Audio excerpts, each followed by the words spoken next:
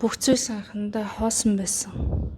Дараа нь хоосон бутарч сэргэжэхэд материаллык даралтад бөмбөлгүүд олшрон хуваагдаж олон оршуудыг бий болгосон.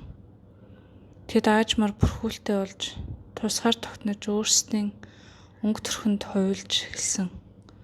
Өөрсдийн орон зайд хэлбэржиж өөр амьдралыг бүтээж эхэлсэн.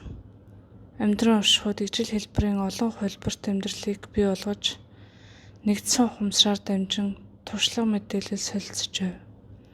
Тэдний мэдээлэл халигж хит хөнгөн болж байсан тул орон зай хүндийн жингээ алдсан юм.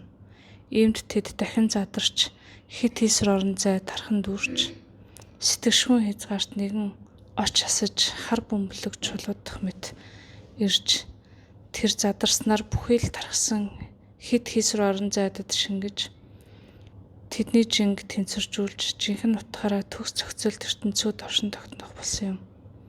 Гэвч хар бөмбөлгийн хүч аажмаар тэлж хөнгөн хэсгээ залгиж эхэлсэн юм. Ийхүү орон зай хүндэрч хит нэгтэршил бий болж биет оршихуйдыг бий болгон шахагдж байлаа.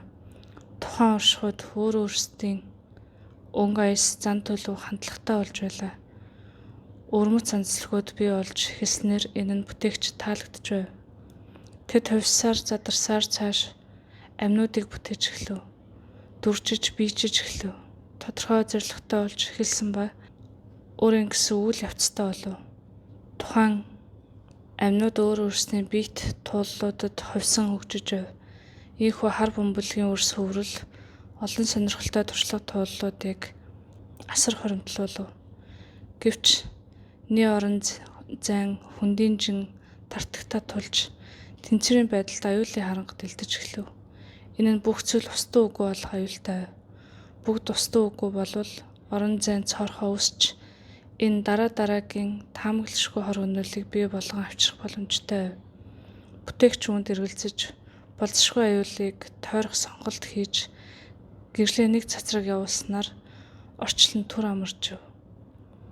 Ийхүү хэсэг бодол хийс нэцэст үйл явцыг өөрийн биеэр таньж мэдэж туршлагыг устж үгүй болсон ч өөрт хадгалах боломжтой байлгах аргыг олж үүний дараа их устал явагдахад цоорхоо үүсэн ч түнд тохирох арга замыг олохоор шийдэв. Тийм тэр өөрийгөө маш олон жижиг хэсэгт хувааж нэг хэсгээрээ нэгэн оршихуйг сонгон очив. Задарлын хуулиар хамгийн бага нэгжид очин мэдлэв. Тухайн төрөл бүрт тухайн зарчмын дагуу шинэ ой санамжаар бүхнийг туулж байлаа. Эхнээс нь төгсгөл хүртэл явж өөрийн бүхий туршлагыг хоримтлуулж дуусгын алдад эргэн санахт төрлийг олж өдийг хүрв. Гэвч тэр тухайн амьдралд дасаж хит ууснаас эргэн санах процесс удаашрав. Тиймээс түүний бүхэл эсгүүд түүнд тусалж амьдралд оролцож дэмжиж эхлэв.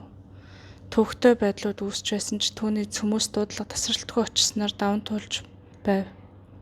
Одоо цаашдын зүйл түүнээс хамаарах хүчин зүйл болсон тул түүний гарт ой санамжийг авч үлдэж чадахгүй эсвэл хамт устдах уу гэж сонголт ирсэн байна. Түүний гариг бүхэлдээ 5 дугаар түвшин рүү ороход тэд бүхнийг санаж ой санамжийг хамгаалж чадах юм.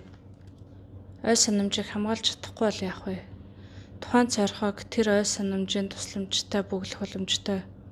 Тухайн цорхой халдварлах мэд түгэх боломжтой. Тэгээд тэрхүү цорхойд юу ч орших боломжгүй. Зөвхөн түүнийг үүсгэсэн тэр л зүйл түүнийг бүглэж чадна. Ой санамж үгүй болвол яагаад цорхой үүснийг мартах болно? Тэгээд жар үгүй хор хөнөөл болно. Дэлхийн устсан ой санамжийг сэргэж чадвал цорхойг нөх аргыг олно гэсэн үг. Магадгүй олон туршлага хэрэгтэй байх. Хандлагуудыг, худлыг шатараатаагаар чөлөөснөр дэлхийн түвшин нэмэгдэж жин хөнгөрч хүмүүсийн санах өвчтөд сэргэнэ. Санахын тулд дэлхийн хэмжээсийг нэмэх хэрэгтэй.